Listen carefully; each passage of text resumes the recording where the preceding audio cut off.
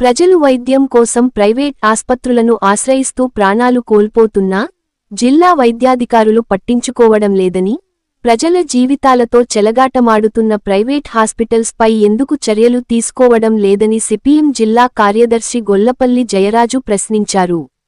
సోమవారం జిల్లా కేంద్రంలోని జిల్లా వైద్య అధికారి కార్యాలయంలో ధర్నా చేసి ఏవోకి వినతిపత్రం అందజేశారు.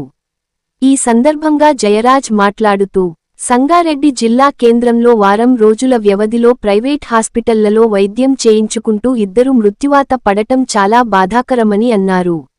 విచ్చలవిడిగా పెరుగుతున్న ప్రైవేటు హాస్పిటల్స్లో కనీస సౌకర్యాలు లేకుండా, ప్రభుత్వ నిబంధనలు పాటించకుండా, రోగుల పట్ల నిర్లక్ష్యంగా వ్యవహరిస్తున్నారని తెలిపారు. రోగుల పట్ల అమానవీయంగా ప్రవర్తిస్తూ ధనార్జనే ధ్యేయంగా ప్రైవేటు హాస్పిటల్స్ పనిచేస్తున్నాయని అన్నారు.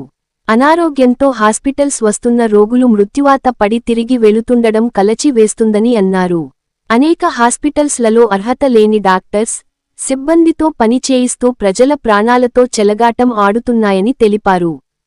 తక్షణమే అధికారులు స్పందించి ఇష్టారీతిగా వ్యవహరిస్తున్న ప్రైవేట్ హాస్పిటల్స్ పై కఠిన చర్యలు తీసుకొని ప్రజలకు న్యాయం చేయాలని ప్రభుత్వాన్ని కోరారు. ఈ కార్యక్రమంలో సిపిఎం జిల్లా కమిటీ సభ్యులు యాదగిరి, కృష్ణ, నాయకులు రమేష్, మల్లేశం, అర్జున్ తదితరులు పాల్గొన్నారు. సంగారెడ్డి జిల్లాలో ప్రైవేట్ హాస్పిటళ్లు విచ్చలవిడిగా ప్రభుత్వ నిబంధనలకు విరుద్ధంగా విచ్చలవిడిగా వెలుస్తూ ఉన్నాయి. వీటిపైన వెంటనే చర్యలు తీసుకోవాలని, ఇటీవల కాలంలో పేషెంట్లు పెద్ద ఎత్తున ప్రైవేట్ హాస్పిటల్లో చనిపోతూ ఉన్నారు.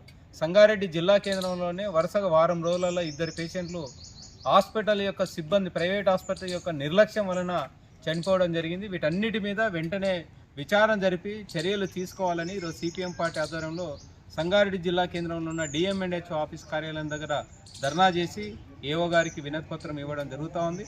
ఈరోజు ప్రైవేట్ హాస్పిటల్లో విచ్చలవిడిగా ధనదహంతో ఎలాంటి ప్రభుత్వ నిబంధనలు పాటించకుండా హాస్పిటల్లో వైద్య సిబ్బంది కానీ, 4th క్లాస్ ఎంప్లాయీస్ కానీ, ఇతర ఐసీయూ సిబ్బంది కానీ ఎవరు కూడా నిబంధనలు పాటించకుండా విచ్చలవిడిగా డబ్బులు వసూలు చేస్తూ పేషెంట్ల ప్రాణాలతోటి చెలగాటం ఆడుతూ ఉన్నారు.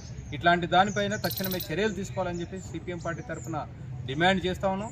హాస్పిటళ్లకు ఒక పర్మిషన్ తీసుకుంటా ఉన్నారు, పేషెంట్లను ఇంకో రకంగా చూస్తూ ఉన్నారు.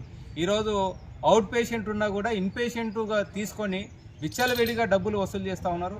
ఈరోజు డెలివరీ కేసులకు కూడా 40-50 వేలు కావాల్సిన కేసులకు కూడా 1,20,000 రూపాయల ఫీజులు వసూలు చేస్తున్నారు.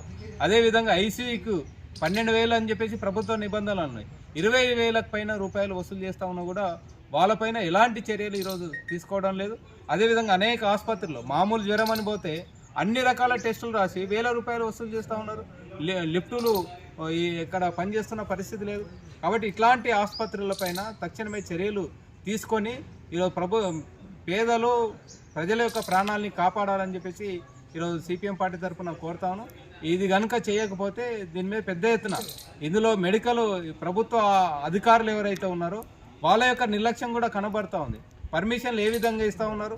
ఈరోజు అనేక చోట్ల మనం బయట వెళ్తే వేరే వాళ్ళకు ఎలాంటి పర్మిషన్ దొరకడం లేదు. ఆసుపత్రులకు మాత్రం విచ్చలవిడిగా డయాగ్నోసిస్ సెంటర్లకు, ప్రైవేట్ ఆసుపత్రులకు ఈరోజు డిఎంఎన్హెచ్ఓ ఆఫీస్ ఒక అడ్డాగా మారుతూ ఉంది. ఇది సరైనది కాదు. ఇప్పటికైనా అధికారులు తమ వైఖరిని మార్చుకోవాలి. పేదలకు అనుగుణంగా, ప్రజలకు అనుగుణంగా పనిచేయాలి.